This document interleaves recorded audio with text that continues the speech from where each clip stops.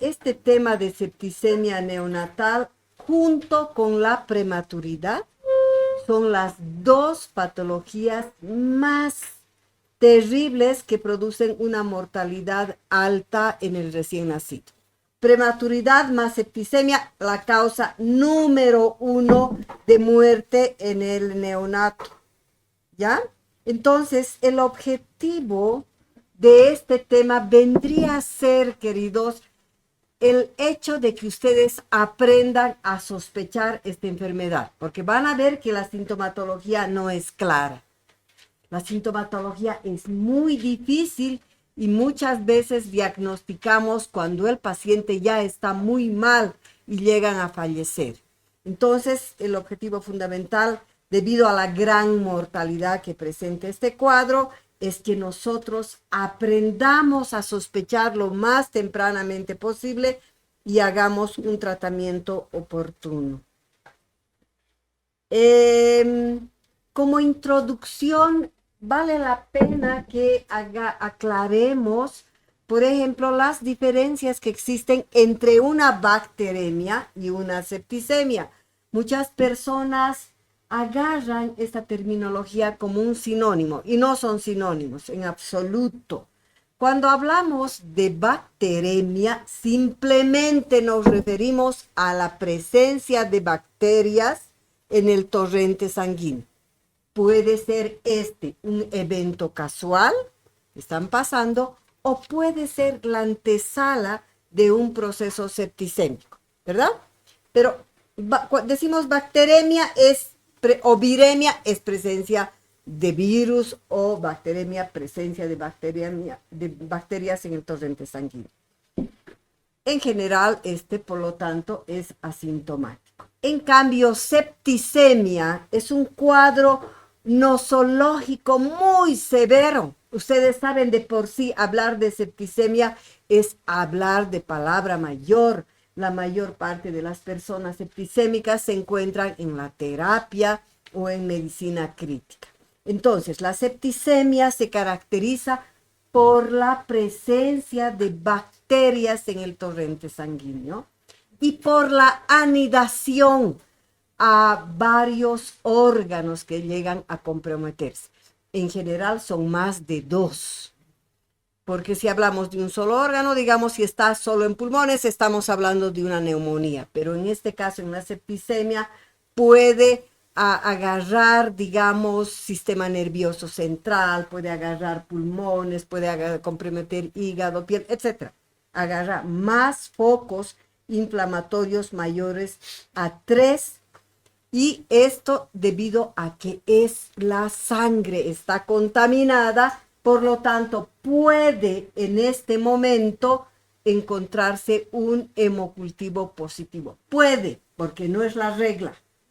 No es la regla. Aún personas con septicemia pueden tener un hemocultivo negativo y son septicémicos. ¿Ya? Entonces, aparte de comprometer varios órganos, existe respuesta inflamatoria en el órgano que ataque.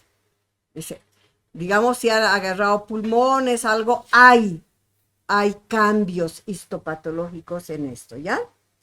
La incidencia, fíjense, de 1 a 2 por 1000 nacidos vivos.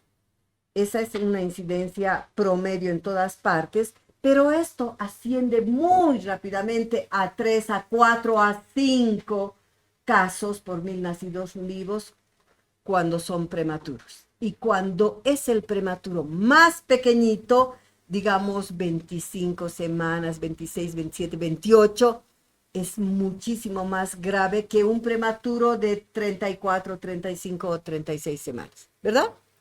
Este último está mucho más maduro. La mortalidad antes de la era de los antibióticos era 100%, todos morían absolutamente. Pero en la actualidad, fíjense, a pesar de contar con equipos de última tecnología, con tecnología de punta, todo estar en Estados Unidos, en los lugares más sofisticados, la mortalidad sigue siendo alta. Es terriblemente alta. Alcanza un 20 a 30%. Etiología, fíjense, la etiología, esto es vital que aprendan, chicos, es vital. A través de los años, los agentes etiológicos fueron cambiando. Al principio de la era de los antibióticos, acuérdense, los estafilococos arrasaban, terriblemente arrasaban. Pero esto fue cambiando muy rápidamente. En etapa inicial, más o menos alrededor del 40, antes de la era de los antibióticos, eran los estreptococos piógenos, estos los que producían las septicemias. Acuérdense del policía, ¿verdad? Que hablamos. Entre el 40 y el 50 fue estafilococo aureus, ¿ya? Aunque antes también existía y era terriblemente agresivo, pero acuérdense que este estafilococo en este momento, en esta década del 40-50, ya experimentó un fenómeno de resistencia. Por lo tanto, era dueño de las septicemias de esa época. Más allá del 50, vienen a ser 50, 60, 70, vienen a ser los gran negativos, los que atacan, ¿ya? Y desde el 70 hasta la actualidad, chicos, hasta la actualidad, son dos gérmenes los principales causantes de la septicemia neonatal.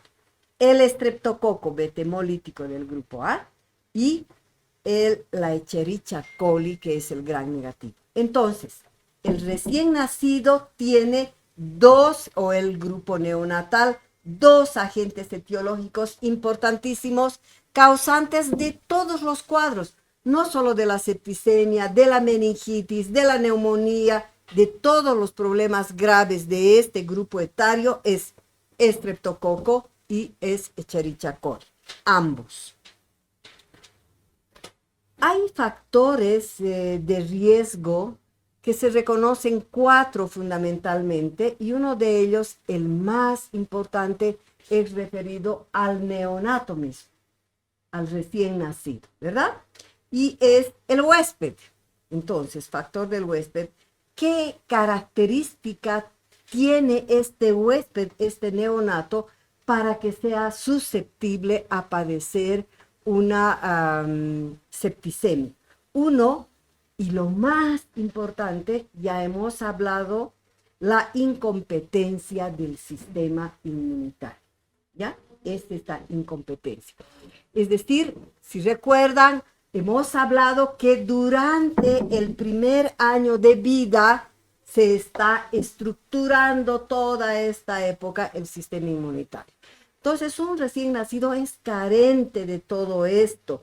Las inmunoglobulinas A, la M están muy disminuidas. La actividad del complemento, que es parte del proceso inflamatorio, es deficiente. Las características de los fagocitos principales, que son neutrófilos y macrófagos, son también muy disminuidos. No son los fagocitos iguales en un niño más grande que en este neonato. Y la producción de anticuerpos también está disminuida. Esta suma hace que el sistema inmunitario sea muy carente, ¿no? Seguimos con los factores del huésped. Si el neonato, además de tener un sistema inmunitario así precario, además tiene malformaciones congénitas en diferente lugar, sea en el aparato cardiovascular, respiratorio, gastrointestinal, donde sea que tenga, esta situación hace que se predisponga. Pónganse respiratorio, a veces hay situaciones donde no se desarrolla adecuadamente un determinado órgano, o las malformaciones congénitas de corazón cursan con hipoxemias, ¿verdad? Y la hipoxemia ya es un factor de riesgo muy grande. La inmunosupresión, que experimentan la gente que recibe quimioterapia o padece desnutrición grave o los que usan tratamiento corticoide prolongado. Esto, si se fijan, será más para niños grandes, no tanto para el neonato. Es para niños más grandes. Sin embargo, son factores muy predisponentes de la septicemia en niños. Quimioterapia, que tenga algún tipo de cáncer, porque con la quimio y con el uso de inmunosupresores se baja mucho el sistema defensivo. Los desnutridos severos, ya sean kwashiorkor o el marasmo, son considerados inmunodeprimidos totales porque tienen un sistema defensivo muy bajo. Y también el uso de corticoide prolongado por cualquier circunstancia, al ser inmunosupresor, baja las defensas. Quemaduras extensas, porque sacan esta capa protectora de la piel, ¿verdad? Y son más lábiles, más fácil que aniden infecciones. La venoclisis y venodisección por más de 48 horas. Fíjense, esto, muchachos, hasta la década del 80 era la causa número 1, no solo en neonatos, sino en lactantes también de septicemia. La causa número 1. Porque en esa época, hasta la década del 80, los tratamientos de deshidratación eran terriblemente largos. Se hidrataba al niño en 7 días, en 5 días, y tenía que estar el niño con la cánula ahí prendida. Y entonces era fácil en los cambios que hacían las enfermeras, de cambiar de sueros, manipular todo esto. Entonces era la causa número 1. Pero esto cambió, por suerte cambió. Ahora la rehidratación, cuando veamos el tema, ha cambiado radicalmente y es rápido. En horas el paciente puede irse, o máximo en un día. Las cirugías de focos sépticos, porque se va, cuando se hace drenajes, etcétera, se disemina, ¿no? Son factores del huésped. Factores maternos de por sí, cuando hablamos de factores maternos, chicos, nos estamos refiriendo a todo lo que conlleva la pobreza, a todo lo que está atado con la pobreza. Y será el bajo nivel socioeconómico. Los pobres no hacen control prenatal porque no es su prioridad del pobre ir al médico. Su prioridad del pobre es comer. Entonces, la promiscuidad sexual, no todos los pobres tienen esto, pero hay grupos. La adicción a drogas y alcohol, las infecciones durante el embarazo, particularmente las infecciones urinarias, pueden predisponer a que el neonato tenga la septicemia. Los factores del agente se refieren a las características propias del agente causante de la infección, ¿ya? Y entonces sabemos que hay agentes que son mucho más agresivos que otros y por lo tanto me causarán. Pero en este caso, Escherichia coli, al ser un gran negativo, es un germen muy terrible, y lo mismo el estreptococo, porque consideramos la inmunosupresión. Hay factores ambientales, no nos referimos a este ambiente, sino al microambiente que tiene el neonato durante el embarazo.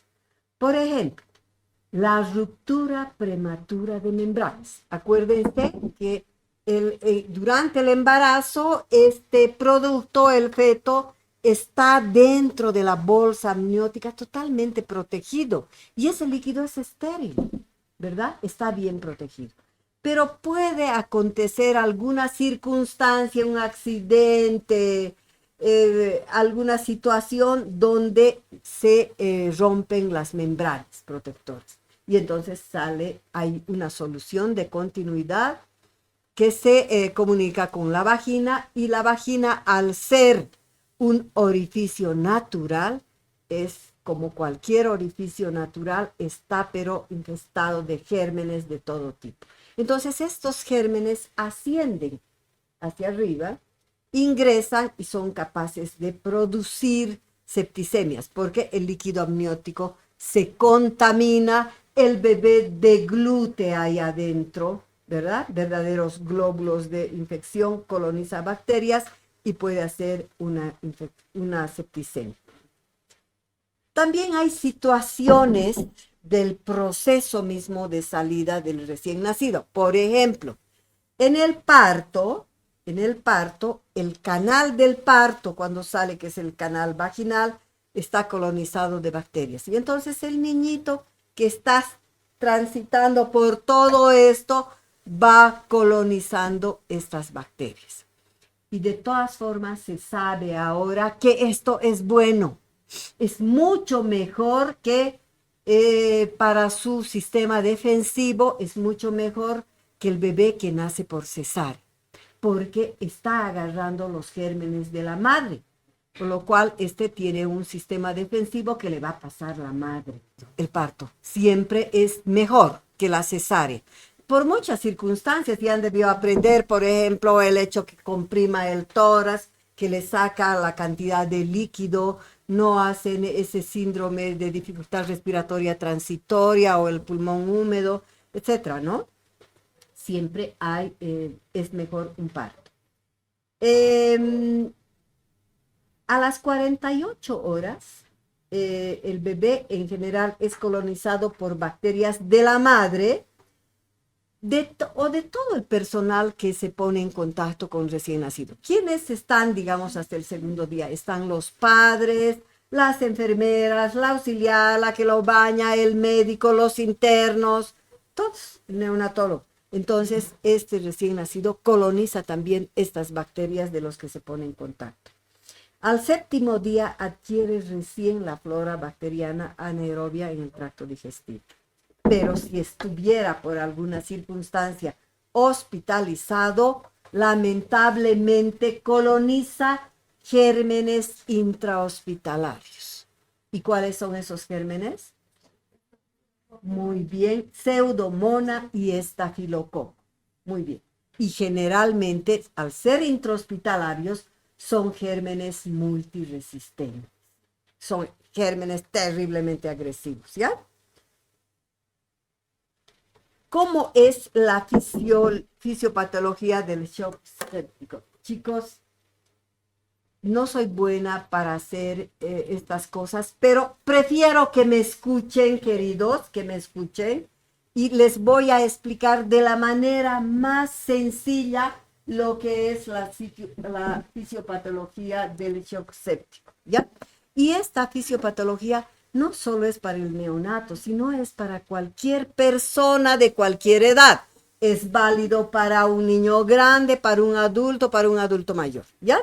Entonces, fíjense, cualquier infección que pueda existir o la vía que pueda tener este proceso infeccioso, una vez que ha ingresado un volumen de agentes infecciosos al cuerpo, va a producir ya en el cuerpo, en el torrente sanguíneo o en el tejido donde ha ido a atacar, va a producir una gran proliferación bacteriana.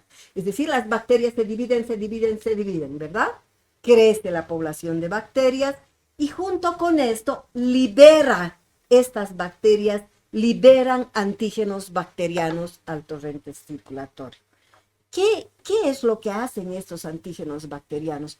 Provocan una respuesta inflamatoria.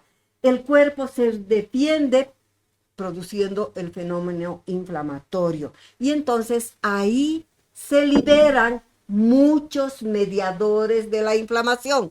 Ya los conocen ustedes: histamina, bradicinina, interleuquina, factor de necrosis tumoral, oxidonina, etc.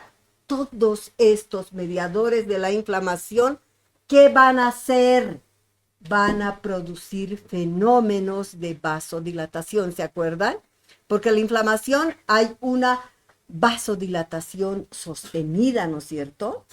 Entonces, y esto fundamentalmente ocurre en la microcirculación a nivel de los capilares. Y entonces, ¿qué pasa con todo esto? Al vasodilatarse, ese vaso aumenta su capacidad. Es decir, Si tenía por decir cualquier cosa, este calibre, gracias a los mediadores de la inflamación, adquieren un calibre mucho más grande. Entonces, la cantidad normal que podría tener una persona, si ha aumentado la capacitancia, resulta ser baja, ¿verdad? Resulta ser baja. Entonces, ¿qué pasa con esto?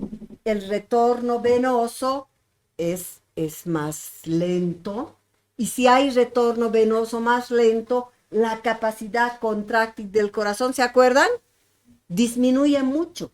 Ese retorno venoso es más bajo. Por lo tanto, si este corazón no recibe suficiente cantidad de sangre, la expulsión de la sangre será baja. Entonces baja el volumen sistólico, el volumen, este gasto cardíaco hacia la parte sistémica del cuerpo. ¿Sí? Hasta ahí. Al bajar esto, al disminuir este gasto cardíaco, ocurre fenómenos de hipoperfusión. Entonces, todos los tejidos en forma sistémica están hipoperfundidos. Y si están hipoperfundidos, hay hipoxemia, ¿verdad? Hay hipoxemia celular. Entonces, esta hiperperfusión hace, ¿verdad?, que a nivel, esta alteración de los capilares, etcétera, hace que haya además un fenómeno, al existir fenómenos de vasodilatación, haya fuga de líquido, de electrolitos, de proteínas hacia el intersticio, y esto me condiciona al edema. Entonces, fíjense, en ese momento el cuerpo está sufriendo una agresión grave, grave de hipoperfusión y de hipoxemia. Entonces, por mecanismo de retroalimentación negativa, hay situaciones que el cuerpo intenta salvar la vida de ese paciente. Y entonces hay un fenómeno de redistribución del flujo sanguíneo, ¿verdad? Porque en este momento el cuerpo intenta, en ese momento de crisis de hipoxemia tan grave, el cuerpo intenta salvar los dos órganos más críticos, o los tres si quieren. ¿Cuáles son? El cerebro, corazón y suprarrenales. Estas son las estructuras y lo más crítico, ¿no es cierto? Porque acuérdense que el cerebro no puede estar mucho tiempo, apenas se basta poquísimo, 2, 3 minutos, y puede entrar en muerte cerebral, ¿no es cierto? Y el corazón simplemente para con la hipoperfusión, porque si se acuerdan de la ley de Frank-Starling, ¿verdad? Esta, a mayor retorno venoso, se distienden los ventrículos y mayor es la fuerza de contracción. En este caso baja eso, este mecanismo intrínseco del corazón. Entonces, hay esta redistribución del flujo, la mayor parte del flujo sanguíneo.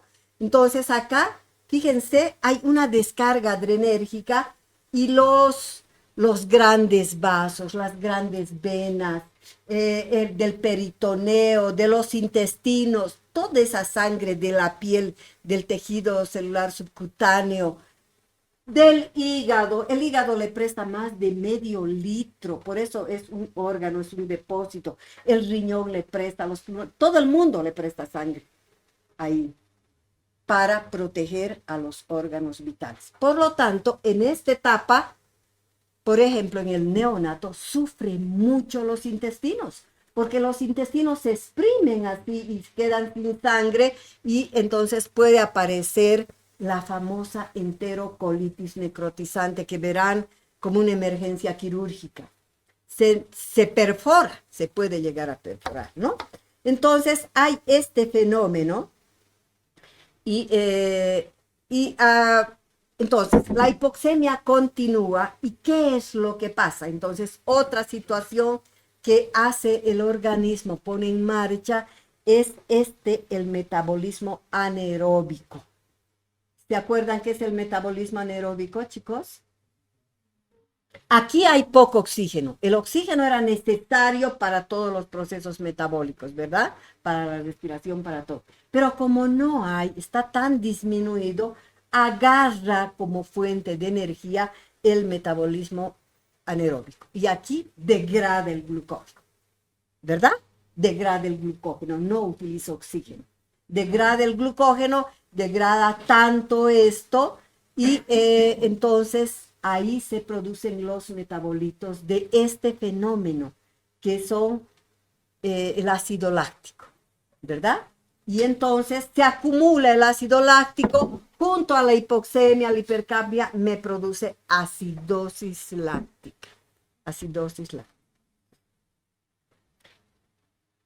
Además, existen fenómenos de hipotensión pulmonar, exudado extraalveolar, todo esto, si hay un exudado, impide, si aquí está la microcirculación capilar del alveolo y aquí está el exudado, este intercambio gaseoso del oxígeno y del CO2 no es adecuado. Entonces aumenta más todavía. Hay disminución de la función hepática. La conjugación de la bilirrubina disminuye mucho, hay ictericia, menor síntesis de proteínas, de factores de coagulación, la actividad del complemento y la agregación plaquetaria aumenta mucho. Y entonces todo este fenómeno, chicos, me va a favorecer a que se instaure el famoso cuadro de coagulación intravascular diseminada. ¿Se acuerdan, verdad? Los sépticos casi mueren por esto, por la coagulación intravascular diseminada. Y cuando llegamos a esta altura, generalmente es tardío, porque ese paciente está muy grave, hay trombocitopenia, se utiliza tanto los factores de coagulación, se consumen terriblemente y el paciente empieza a sangrar. Y a veces muere, ¿ya? Esta es la fisiopatología.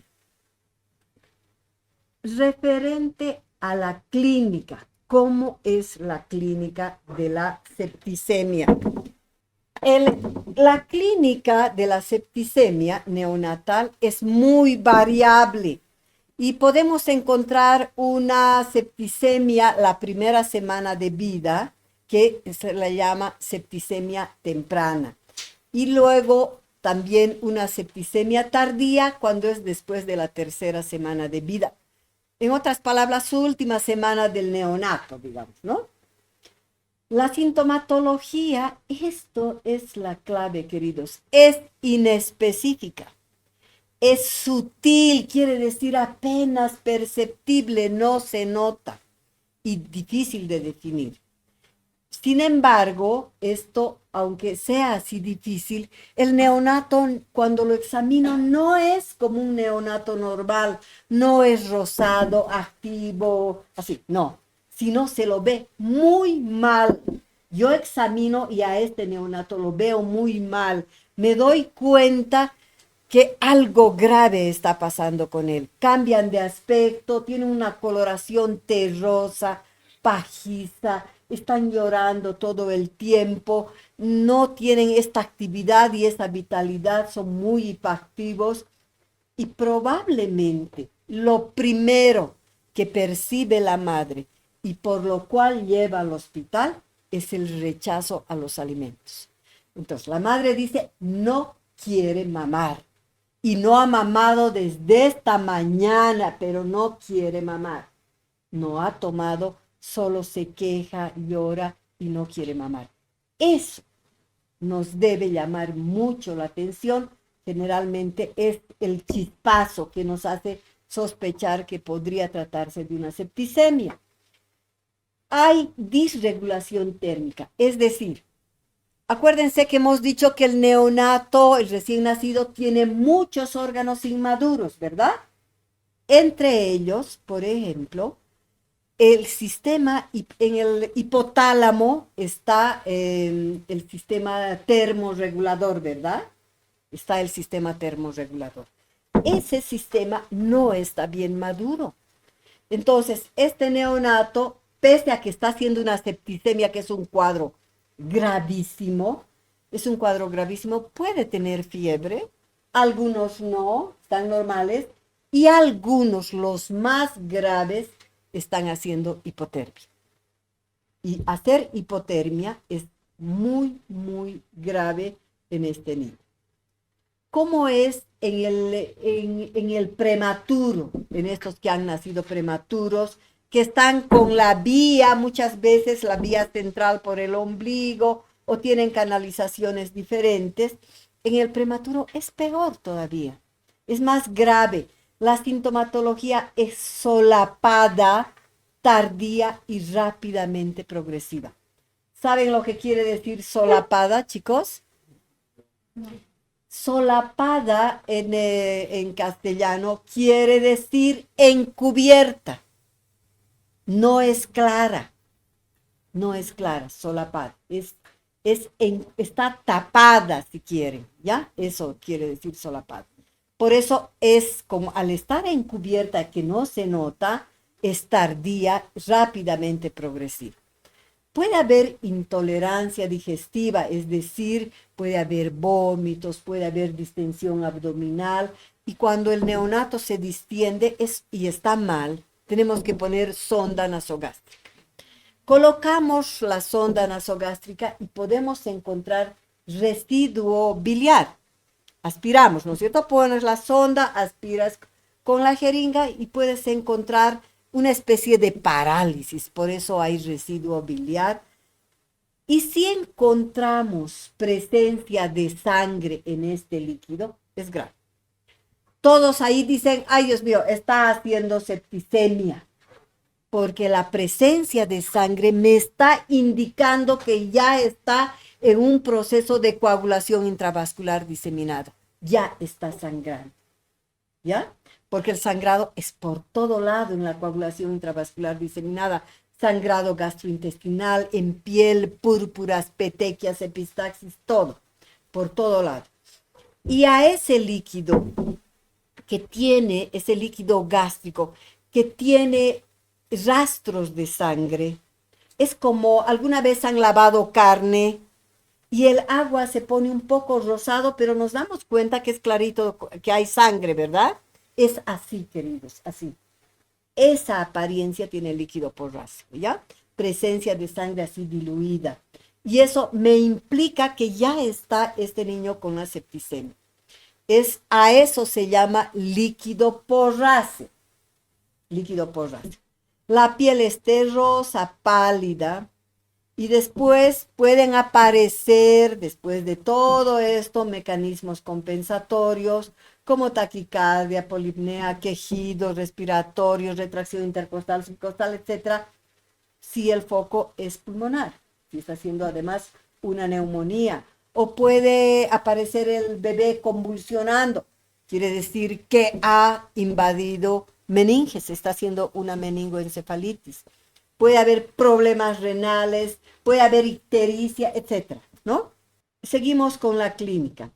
Si no hay un tratamiento oportuno, no hemos sospechado que pueda tratarse una septicemia y continúa el proceso avanzando, la mortalidad es muy alta por ataque multisistémico y falla hemodinámica. Igualito que ocurre en los adultos, ¿verdad? La muerte es por ataque multisistémico y falla hemodinámica.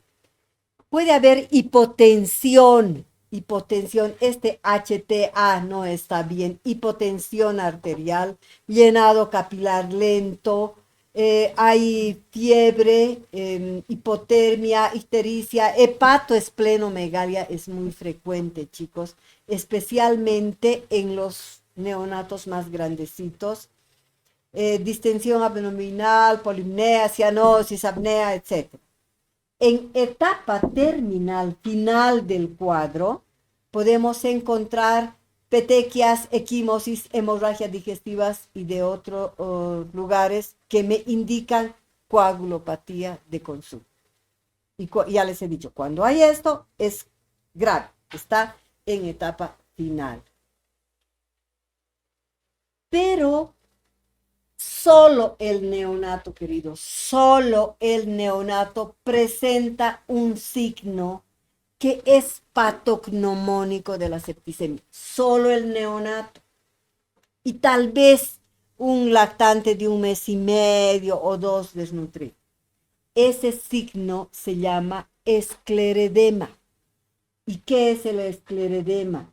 Es un edema duro.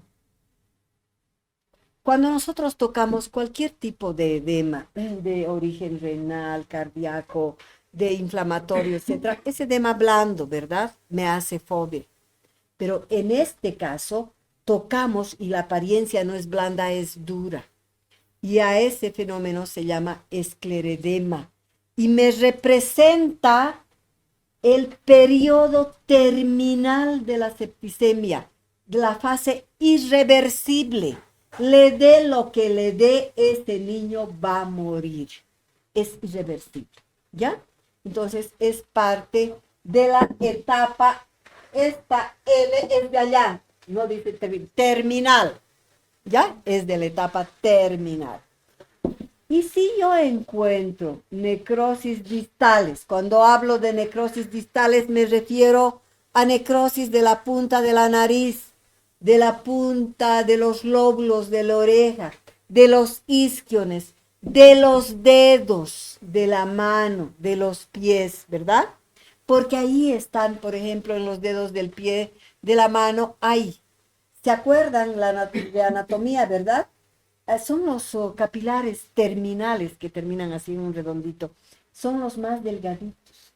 Entonces, cuando hay necrosis distal, todos estos lugares, tengo la obligación de sospechar de pseudomonas o de estafilococos. ¿Y por qué se producen? Porque estas bacterias forman émbolos sépticos. Y al pasar por estos capilares tan delgados, se trancan y me producen esta necrosis distales, ¿ya? Esto, chicos, probablemente la persona que les va a dar, no sé quién les dará neumonía. Cuando hagan neumonía, uno de los tipos de neumonía que van a ver ustedes es la neumonía por estafilococo, que es una forma de neumonía muy, muy grave, muy grave. Y que se ve en cualquier grupo etario. Se ve, aunque no lo crean, en el adolescente que tiene un sistema inmunitario buenísimo, porque está jovencito, ¿verdad? Tiene súper. Sin embargo, al manipular el acné o estos abscesos, ¿qué hay en la piel? Estafilococos. Entonces, muchas veces, por un absceso, peor en este triángulo de la muerte que dice, ingresa y hace septicemias. Y entonces en ellos es frecuente ver y yo he visto casos tan terribles donde han mutilado toditos los dedos, adolescentes que han hecho una neumonía por esto y que han terminado haciendo una encefalitis y una septicemia y que hicieron necrosis distales, que en horas, probablemente en la noche, no se dieron cuenta y al día siguiente estaban morados y eso ya estaban necrosados. Y entonces pasa esto y se salen así, se mutilan todito eso. Entonces es muy terrible esto. El laboratorio. Entonces, hemos visto la clínica, no es muy sencilla.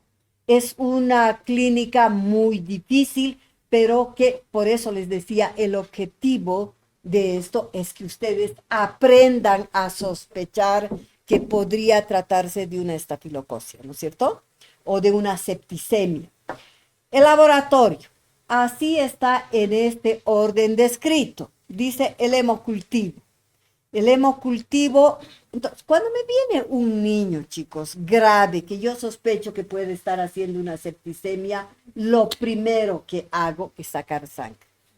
Y entonces saco sangre para tener una idea cómo está el hemograma y parte de la sangre, de la misma sangre que he sacado, yo tengo que poner orden de hemocultivo, ¿ya? Pero nunca, nunca puedo esperar 2 a 3 días, o a veces más, el resultado del hemocultivo para que yo inicie tratamiento. Entonces, ante la sospecha he sacado sangre, yo inmediatamente inicio el tratamiento, porque si no puede ser tarde para los niños. ¿Ya? ¿Está claro? Es la forma de proceder. Entonces, el hemocultivo tiene una lectura más o menos a los 3 días y si no ha crecido puedo incubar y hacer la lectura recién al 7º día. El rendimiento es bajo del hemocultivo. Solo un 40%, 50%, máximo 70% puede ser positivo. En la mayoría, un porcentaje grande, entonces fíjense, me sale negativo. Aún con cultivo negativo, si yo tengo clínica y tengo el hemograma, puedo decir, esta es una septicemia, ¿ya? Así dice literal el libro. Un hemocultivo negativo no me descarta septicemia, no me descarta. Ni en el adulto. La clínica es mandatoria y el laboratorio. Puedo solicitar antígenos bacterianos, pero probablemente el arma más importante, queridos, que me ayuda en ese momento a tomar decisiones es el hemograma. Porque yo tengo que poner en mi orden, chicos, no programar el hemograma ni decir hemograma y hemocultivo. Yo tengo que decir urgencia, es urgencia. Y cuando se va así un hemograma y el hemocultivo, ellos inmediatamente, en menos de 30 minutos, me devuelven el resultado del hemograma. Es como en la meningitis. Cuando mando líquido cefalorraquídeo con sospecha de meningitis, dejan de hacer cualquier cosa y esta parte de la parte no bacteriológica, sino el citoquímico, me lo devuelven en menos de 30 minutos. Entonces, porque es emergencia esto, ¿ya? Entonces debemos aprender a colocar esto. Probable diagnóstico, una meningoencefalitis y urgente, te devuelven ese rato, y el hemograma también. Probable septicemia y te devuelven. Entonces, ¿qué pasa con el hemograma? Les decía, es el examen maravilloso que me ayuda a tomar decisiones. En el hemograma entonces encontraré leucocitosis variable. Puedo encontrar de 12.000, 15.000, 20.000, 30.000 leucocitos con desvío a la izquierda. Quiere decir que hay una neutrofilia avanzada. Si recuerdan ustedes, la concentración de neutrófilos es 60%, ¿verdad?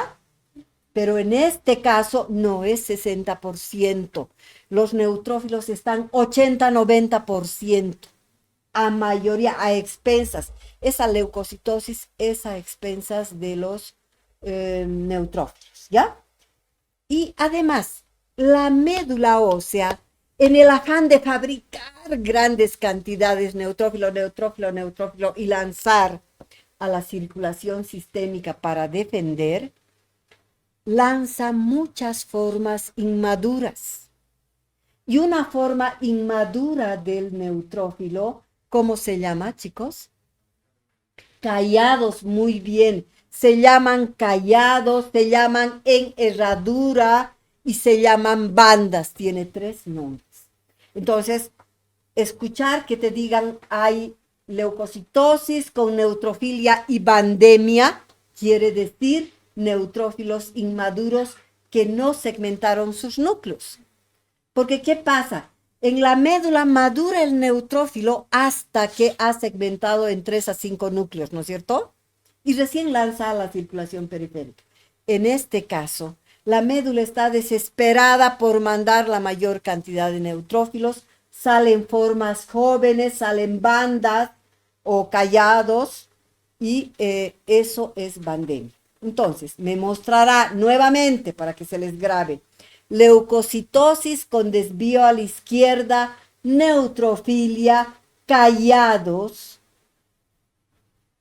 Pero si yo encuentro leucopenia con neutropenia, es gravísimo.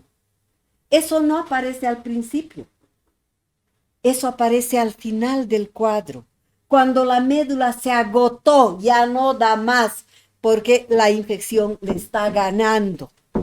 Y pese a la cantidad de antibióticos que estoy dando, es muy difícil que mate a todas estas bacterias. Y este niño, porque tiene un sistema inmunitario deficiente, su médula se cansa, se deprime y entonces fabrica menos de lo normal, hace leucopenia y neutropenia. Por lo tanto, encontrar leucopenia con neutropenia es signo de mal pronóstico. Es cuando se están por morir y Trun se muere. ¿Ya? Eso es ahí. Encontrar hipotermia es igual signo de mal pronóstico, chicos. Peor si hay hipotermia más neutropenia, leucopenia con neutropenia. Puedo encontrar también en el hemograma simple, queridos, dentro de los neutrófilos y de los macrófagos, puedo encontrar vacuolas tóxicas, granulaciones tóxicas que me están indicando presencia de bacterias y de toxinas. Y eso normalmente no veo. En la septicemia, en la meningitis, sí puedo ver en esta circunstancia. Entonces, este conjunto de características del hemograma, fíjense, me dan una especificidad del 90 al 93%, más valor que el hemocultivo. Y eso me lo han devuelto ese rato, hasta que yo esté haciendo las órdenes médicas, esté haciendo la historia clínica, ya me llega el hemograma. Entonces, me permite tomar. Y esto corroborar ese afán de decir, este debe tener la septicemia, ¿verdad? Me corrobora y con esto yo más tranquilo inicio el tratamiento antibiótico. ¿Qué otras cosas puedo pedir? Puedo pedir proteína del PCR, proteína C reactiva, que se forma en el hígado, en las primeras 6 a 8 horas de iniciada la infección, por eso es temprano pedir esto, es bueno en esa primera etapa. La velocidad de eritrosedimentación, queridos, es pero vital. La velocidad, conocen, ¿no es cierto? Está dentro del hemograma. No sé si han hecho en alguna práctica, cuando yo daba fisiología hace N años, hacía con los chicos acá, se hace en un tubo de Western Grimm, se pipetea, se deja 1 hora y cuando procesamos inmediatamente la velocidad de eritrosedimentación es cero, ¿ya? Pero, ¿qué pasa en los grandes laboratorios? En los grandes laboratorios puede haber, digamos, por decirlo en la Caja Nacional o en el seguro, hacen pues 500 hemogramas, digamos, en el día, y no se hace simultáneamente, sino hay unos que se tardan, probablemente a media mañana, al finalizar la mañana, están terminando, ¿no es cierto? Entonces, cuanto más tiempo se queda este tubo de Western Grimm así en reposo, la velocidad de eritrosedimentación puede alcanzar a 20. Antes, chicos, la velocidad de eritrosedimentación, su valor normal era de 0 a 10. Pero como han conocido esta situación, la han prolongado a 20. Pero les cuento que el otro día he leído, cuando estaba hablando sobre esto, he leído en un hemograma que incluso está hasta 30. Yo no conocía eso, pero está considerado normal. Probablemente en estas situaciones, para salvar estas situaciones. Entonces, esta velocidad de eritrosedimentación es vital porque me dice el pronóstico, me dice cuán grave es esa infección y me dice el seguimiento. Yo puedo ver la evolución. ¿Qué quiere decir pronóstico? Adelantarme a la situación, ¿verdad? Si yo veo en mi hemograma, además, una velocidad de eritrosedimentación de 160, está pues en los cielos esa velocidad de eritrosedimentación. Está altísima. Y los problemas de una peritonitis, de una neumonía, etcétera, cursan con velocidades de eritrosedimentación de 80, de 100, así altas. pero en estas puede ser muchísimo más todavía, ¿ya? Y me permite, digamos, si mi paciente no mejora, yo le saco en un tiempo otro hemograma para ver qué pasa. Y si mi velocidad de eritrosedimentación ha aumentado, quiere decir que el antibiótico que le he dado no sirve. O probablemente hay resistencia. Y me permite hacer cambio de antibióticos. Por eso que los médicos van a ver ustedes cuando piden un hemograma, explicitan y dicen hemograma completo que debería llevar la velocidad de eritrosedimentación, pero algunos de flojos no hacen, más velocidad de eritrosedimentación pone, a propósito para que no se olvide, porque esto es muy importante para nosotros, para los médicos, ¿ya? Puedo pedir gases arteriales, ver la concentración de oxígenos, ver si hay acidosis, hipercapnia, pruebas de coagulación casi siempre se acompañan de plaquetopenia o trombocitopenia. Por la coagulopatía de consumo, debo pedir glicemia, calcemia, el ionograma y otros exámenes que puedan necesitar. Eso referente al laboratorio. ¿En qué consiste el tratamiento? El tratamiento,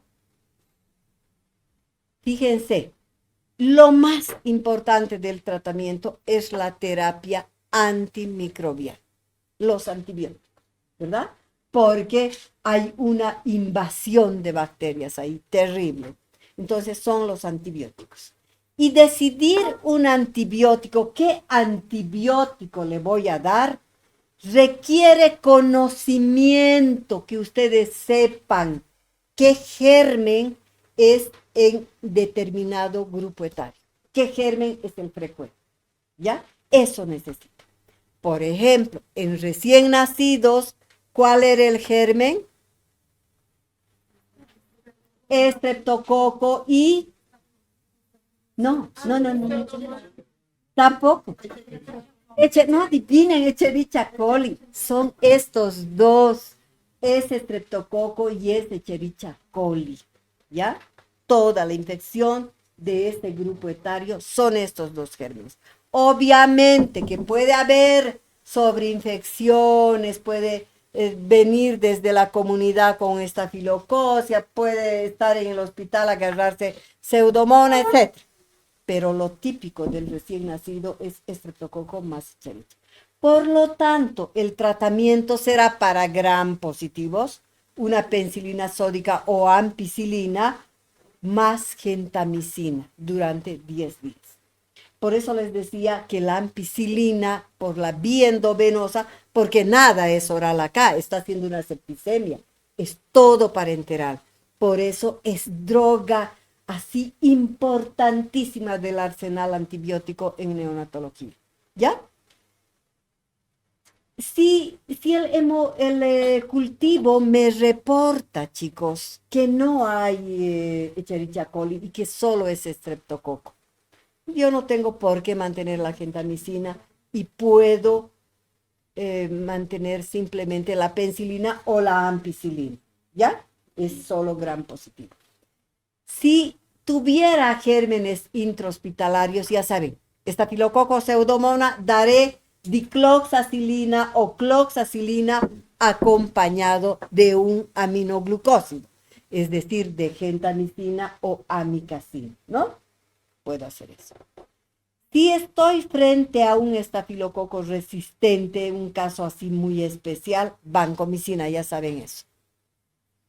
Si hubiera foco digestivo infeccioso muy terrible, secundario a una perforación intestinal, a una enterocolitis necrotizante, a una neumatosis, una bula que me ha perforado, a una hemorragia digestiva, el tratamiento es igual que en el adulto. Metronidazol en ampolla, no en jarabe, aminoglucósido más una cefalosporina de tercera generación. Así se trata en el grande, ¿verdad? Y así es en el recién nacido, siempre que haya un foco digestivo o algo así grave con una perforación. Si fuera una meningitis, una osteoartritis, será el antibiótico. Entrarán ahí hasta que sepan, tal vez con una cefalosporina o con esa combinación, y de acuerdo al cultivo, ahí, el cultivo es más fácil ahí porque es pus, ¿verdad? Ese sale. Será el tratamiento que corresponde, pero por tiempo prolongado de 15 a 21 días, ¿ya? Debo hacer vigilancia sistémica, apoyo multisistémico, ver presión, diuresis, tonos cardíacos, manejo de líquidos, todo esto. No puedo olvidarme de que el niño está NPO. Porque si me olvido, está NPO y no está recibiendo leche, hace hipocalcemia, hipomagnesemia y me puede convulsionar. Entonces yo tengo que reponer todo esto, ¿ya? Tengo que ver cardiorrespiratorio, valorar polipnea, cianosis, ventilación mecánica a veces es necesario porque está muy grave. El manejo de la insuficiencia renal si tiene falla renal, neurológico, el tratamiento del edema cerebral si está convulsionando, hemorragia, etcétera. Y sin olvidarme lo que les decía, el tratamiento metabólico, tratar hipocalcemia, la acidosis metabólica, hipoglicemia, hipomagnesemia, etc. Hematológico, tratar la coagulopatía de consumo, hacer exsanguino transfusiones o transfusiones de concentrado de plaquetas de neutrófilos, ¿verdad? Porque si le doy sangre entera, tiene mucho líquido, pero si tiene anemia grave ese niño, sí entrará con sangre entera. Y el tratamiento nutricional, no descuidar nunca el aporte calórico, porque en esta etapa, o cualquier persona que está muy enfermo, así muy grave, hay un gran catabolismo, y en la sepsis lo hay, ¿verdad? Hay un catabolismo terrible, entonces yo no puedo descuidar.